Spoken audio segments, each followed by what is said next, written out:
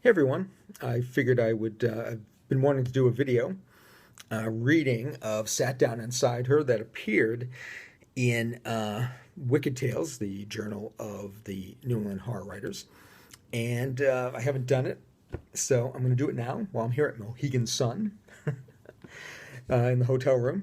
And I'll just read it. I'll read a portion of it, and I'll put a link down for anybody who's interested in picking that up. So here we go. Hopefully this is going to keep recording. Okay. Sat Down Inside Her by David North-Martino. They crawled across the floor toward the bed, their occipital appendages and the black sclera of their eyes reminding Chloe Mack in her terror of human-sized spiders. Two more creatures looked down upon them from either side of the ceiling where they perched, observing their paralyzed specimens. What are these things? She desperately needed to turn to Duran and ask him, even though she already knew what he would say.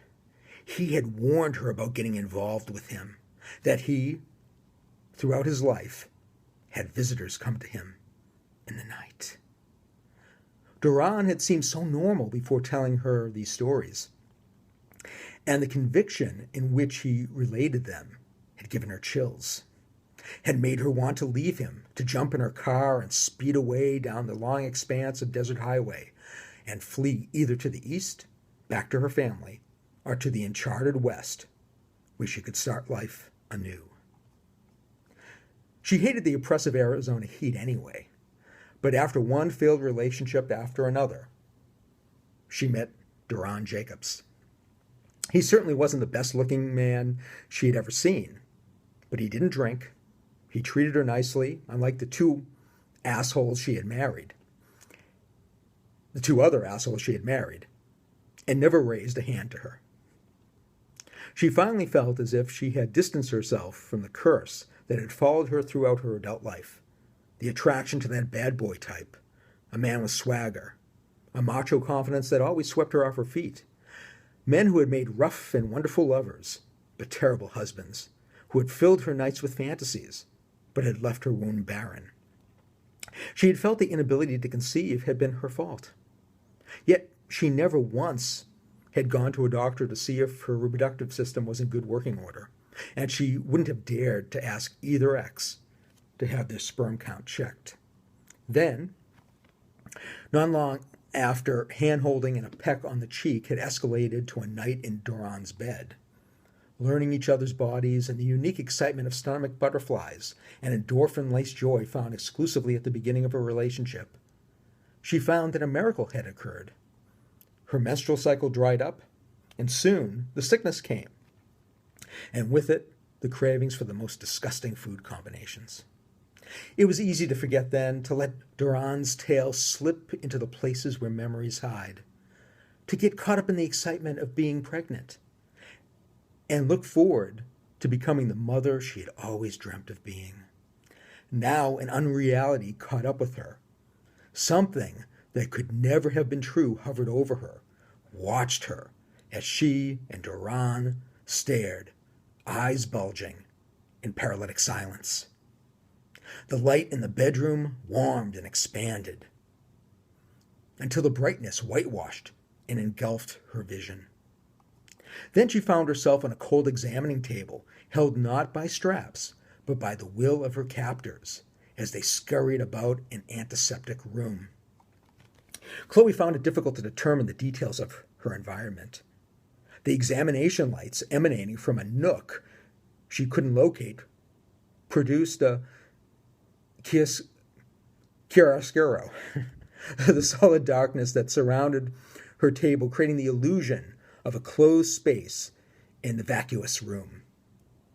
Turning her eyes to locate Duran, she found him invisibly tethered to her own table, as naked as she, forced to watch as the creatures examined her with their spindly arms. Duran's moans intermingled with her own as an appendage from one of the creatures, as cold to the touch as any gynecological instrument, entered her, moving in a slow torment towards her uterus and her baby. Gritting her teeth, A limbic howl vibrated through her body, emanating out of her clenched jaw until the pain became too much to bear, and blissful blackness took her away. Chloe awoke and found herself back in Duran's bed, her skin slick with sweat, still naked as she had been on the examining table. The light outside, bleeding in from a new day, convinced her that it had all been a dream. In her groggy state, she tried to remember when she had removed her clothing. Did she and Duran have sex last night before bed? She knew they hadn't. Then she felt the warm stickiness between her legs. She pulled off the covers as she sat up and looked down at her lower half. Blood, so much blood. She screamed and turned to him. Duran awoke with a start. The baby, she screamed. There's something wrong with the baby. Instead of calling and waiting for an ambulance, they quickly dressed and rushed out to his car. Duran started the car and pulled out onto the street, heading for the highway. The coolness of the desert night receded behind them, and the heat of the day awaited ahead. Last night it was real, wasn't it? She asked, not really wanting to know. Duran just nodded his head, his eyes as wide as they had been on the examining table. In the ER, Chloe suffered through the mind-numbing slowness of the check-in procedure, still trying to wrap her mind around what had happened. The logical left hemisphere of her brain played skeptical counterpoint to the intuitive right side that knew it had been no dream. The doctor examined her, and she shrank from his hands as visions of beings with dark eyes and probing fingers poked and prodded her. The doctor ordered an ultrasound, and then more waiting. Finally, as she sat wearing a Johnny with Duran in a visitor's chair, the doctors gave her the news. I'm sorry, you've had a miscarriage. The doctor had a gentle demeanor, smooth almond skin, and just a hint of an Indian accent. He waited a minute for her reaction, but she couldn't process the information. She wanted to scream at him. They took her! They took her! But she couldn't. The men in white coats would cart her off to the loony bin. She exchanged a glance with Duran, and she could tell by his widening eyes they had the same thoughts. You shouldn't worry, the doctor continued.